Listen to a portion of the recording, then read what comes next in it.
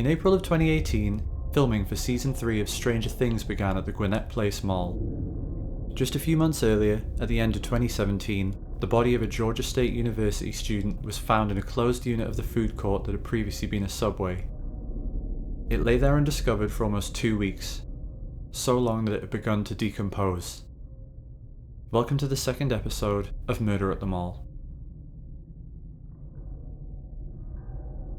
Gwinnett Place Mall opened in 1984 to great fanfare and was legitimately successful until the turn of the century, when the Mall of Georgia and Sugarloaf Mills began to draw customers away from it. The following years saw the mall steadily decline, losing both anchor stores and tenants, and crime increasing in and around the mall. I want to thank both Retail World and Aces Adventures for granting me permission to use some of their footage to illustrate how the mall looked a few years ago. If you want to learn more about the history of Gwinnett Place, I can't recommend their videos enough. Both are linked in the description below, along with my Instagram, and this video would have been much more difficult to make without their help.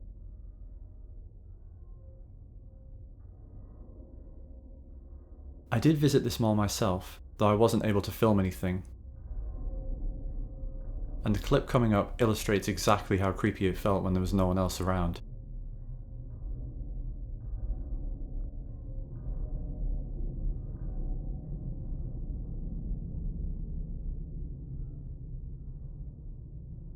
A wing of the struggling mall was rebranded as Starcourt Mall prior to the filming of Stranger Things Season 3.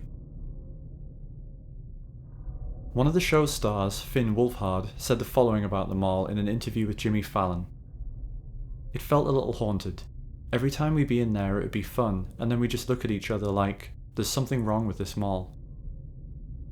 I have to wonder just how much the show's stars knew about the mall's troubling past. I'm grateful to Rashid of Underground Retail for giving me permission to use some of his footage of the mall from a Facebook Live walkthrough. This video, the full version of which is linked below, was originally streamed on the 20th of December 2017, one day before Silling Man's remains were found by a maintenance worker.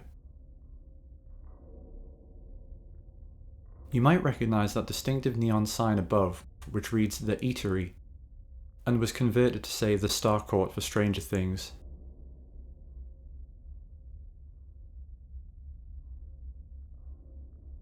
Our cameraman is heading down into the food court now, in which he films a couple of different units. In a second, he walks right by the former Subway unit.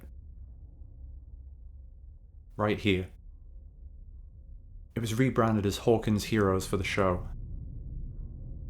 In other words, yes, that means while filming this, Rashid was likely just a few feet away from Silling Man's body. He comments that he didn't notice any sort of odour when exploring the mall, although other visitors around that time did complain of a bad smell around the empty food court. Can you imagine what might have happened if he had chosen to lean in and take a closer look at that former Subway? In June of 2018, a few weeks before Season 3 of Stranger Things aired on Netflix, Man's boyfriend, Emmett Davis Jr. was arrested and indicted on charges that included aggravated assault, aggravated battery, and malice murder. Cell phone records tracked the duo to Gwinnett Place Mall, and Davis's fingerprints were found in Man's blood at the murder scene. Assuming that Davis did murder Silling, he previously denied having been anywhere near the food court, there's no way of knowing whether he killed her inside the mall or brought her body there from elsewhere to dispose of it. Security cameras in the mall that could have provided valuable evidence in the case were inexplicably switched off.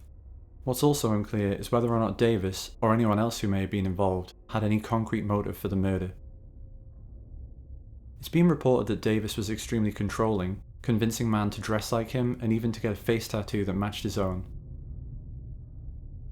Her autopsy revealed, along with a host of other injuries, that she had died of asphyxiation, consistent with the idea that her body had been stomped on or crushed in some other way. Incidentally, members of Man's family publicly stated that they don't think Davis acted alone, and that they've given up hope her case will ever be solved.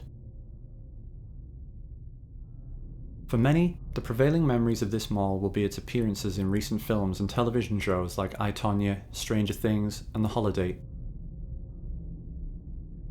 But this mall has a dark history that won't soon be forgotten by those who know about it. Gwinnett Place is a sad example of a mall that fell on hard times where things just kept on getting worse. For Silling Man, the mall's decline had a fatal outcome. With the help of Renee Morgan, an Atlanta-based lawyer at RAM Law, I was able to determine that Davis Jr. ultimately pled guilty to the charge of man's murder earlier this year and is now serving a sentence of 28 to life. He won't be eligible for parole until the year 2046. As of 2021, Gwinnett Place Mall is permanently closed to the public. This has been the second episode of Murder at the Mall. Thank you for watching.